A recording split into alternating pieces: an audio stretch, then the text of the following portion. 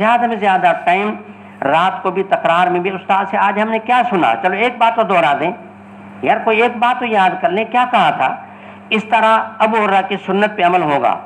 کہ میں آپ کو دیکھتا ہوں کہ آپ کو بہت بڑا علم حدیث سے شوق ہے، پھر اصل سوال کا جواب دیا کہ قیامت کے دن میری سفارش کی بہت زیادہ سعادت اس بندے کو حاصل ہوگی جس نے کلمہ دل سے پڑھا ہو اور اخلاص سے باطن سے پڑھا ہو، یعنی یہ آخر میں فائدہ اس کو ہوگا کہ اگر خدا نہ خواستہ اس کا کوئی عمل نہیں لیکن اگر ایمان اس کے دل میں ہے تو میری سفارش کا فائدہ اس کو ہوگا،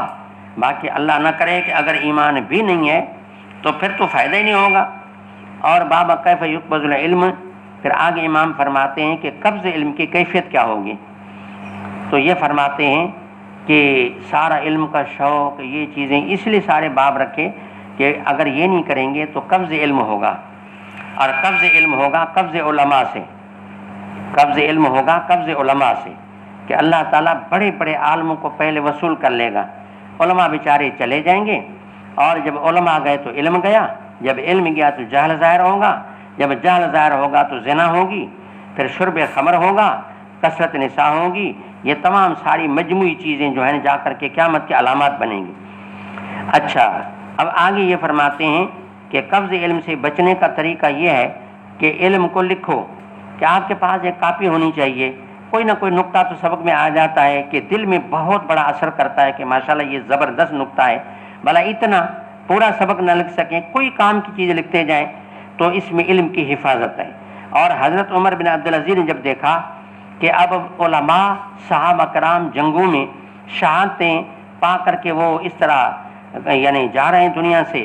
اب اس طریقے سے صحابہ گئے تو علماء گئے تو علم گیا، علم گیا تو یہ امت کی امانت ہے، یہ امت کے آخری انسان تک پہنچانا ہمارا فریضہ ہے، اگر اس کا ہم کوئی انتظام نہ کر جائیں تو پھر قیامت کے دن ہم مسئول ہوں گے، لہذا حکم دیا کہ حدیث لکھی جائے۔ یہ مسئلہ ہمارے ساتھ بھی ہے کہ امت کی امانت ہمارے پاس ہے، اب اس کو ہم آگے منتقل نہ کریں، اس میں شوق نہ کریں تو آنے والی امت اگر معروم ہو گئی تو وہ سزا ہمیں بھی ملے گی، تو لہذا کتابت کا حکم دیا۔ وکتب عمر بن عبدالعزیز، یہ اپنے دور حکومت کی بات ہے کہ بڑے بڑے کبار علماء کو، جو چوٹی کے بڑے محدث تھے، ہضمی کو لکھا، شابی کو لکھا، اور سمجھا کہ زہری کو لکھا، یہ بڑے بڑے علماء یہ تھے، محمد بن مسلم بن عبید اللہ بن عبداللہ بن شہاب زہری مدنی متوفا سن 125، ان کو لکھا۔ اور اس طریقے سے یہ ابو بکر بن محمد بن عمر بن حزم، ابو بکر بن محمد بن عمر بن حزم، عمر بن حزم صحابی ہے اور یہ اس کا پوتا ہے ابو بکر، یہ بہت بڑے چوٹی کے زبردست اس زمانے کے زہری کے پائے کے بہت بڑے عالم تھے، سن وفات 120 ہے، حزمی کے نام سے مشہور ہے، وہ دادا کے نسبت سے،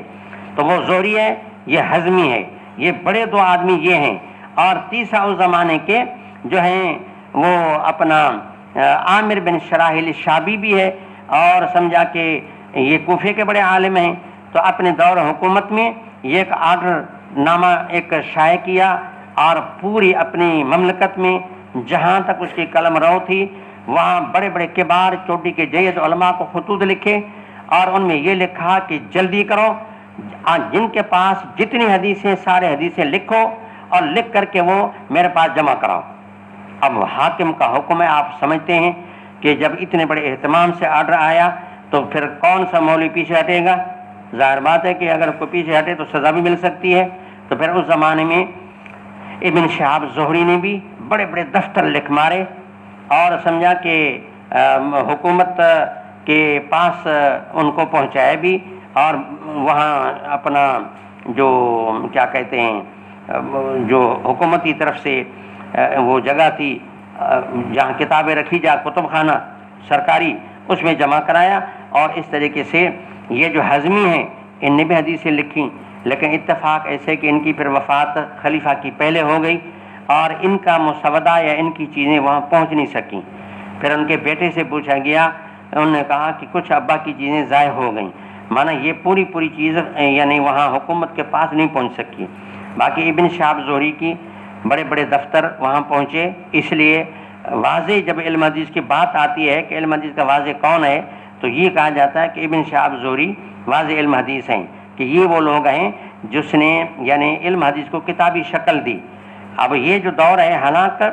حدیث کی کتابت پہلے بھی تھی، آدھ رسالت میں بھی کتابت تھی، لیکن وہ کتابت تھی صرف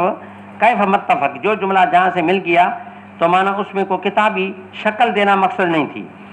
تو وہ اس طرح تھا. اب یہ جو حکم نامہ تھا یہاں ان کو باقاعدہ یعنی کتاب میں ضبط کروانا مقصود تھا کہ اس کو کوئی کتابی شکل ملے، کتابت میں آ جائے. اچھا، پھر امرہ بنت عبد الرحمن عائشہ صدیقہ کی یہ بھتیجی ہے، بہت بڑی چوٹی کی محدثہ اور بہت بڑی عالمہ تھی.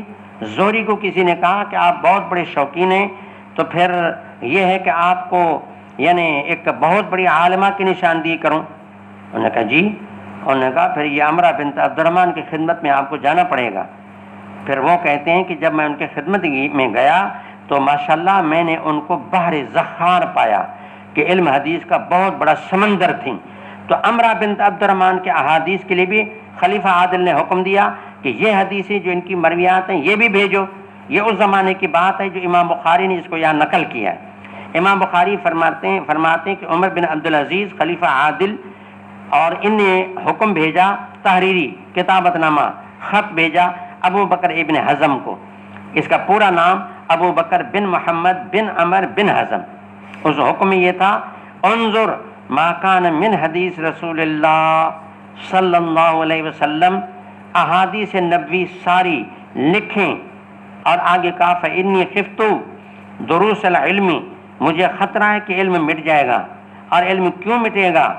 اس لیے کہ وذهاب العلماء، کہ علماء جب چل بسے، شہادتیں ہو گئیں اور علماء جب یہ ان کا رفع ہو گیا اور جب ان کی وفات ہو گئی تو پھر ان سے کیا ہوگا؟ علم بھی ختم ہو جائے گا. مجھے اس کا اندیشہ ہونے لگا. اور یہ کہہ کر کے پھر یہاں ایک بات میں آپ کو تھوڑی سمجھانا چاہتا ہوں کہ یہی خط موطا امام محمد میں بھی آیا ہے. یہی خط حضرت عمر بن عبدالعزیز کا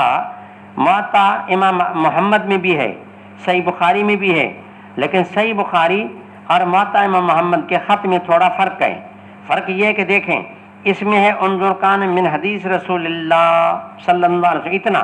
اس میں ہے من حدیث رسول اللہ صلی اللہ علیہ وسلم او من حدیث عمر او غیری. یہ ٹکڑا کا اس میں اضافہ ہے جو یہاں نہیں ہے. مانا حدیث الرسول، حدیث عمر یا اس طرح کی